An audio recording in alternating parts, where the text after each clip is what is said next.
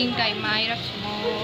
अन्त एउटा कुरा के भन्नु न, यहाँ हेर्नु आनो निस्किरहेको छ मेरो आँखामै। आज फर्स्ट निस्केको अब अहिले त यत्रो भइरहेको छ हो। अहिले अब भोलिदेखिको त झन् ठुल्ठुलो हुन्छ होला, यत्रो बिजाउँदैछ नि हौ। अन्त यहाँ चाहिँ म मम्मीसँग आएको। यो जग्गा त थाहै होला, म एभ्री टाइम आइरहन्छु। अनि दिस इज कविताज रेस्टुरेन्ट, तर रेस्टुरेन्ट भन्दा चाहिँ बेसी क्याफे जस्तै छ। मलाई पुरा मनपर्छ हो। अन्त प्रायः जसरी मम्मीसँग आउँछु म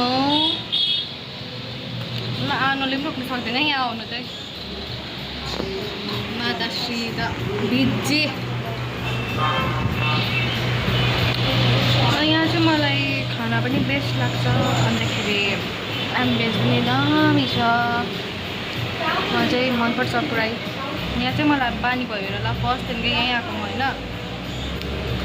अन्त गरम भएर अस्तिमा आएको छु।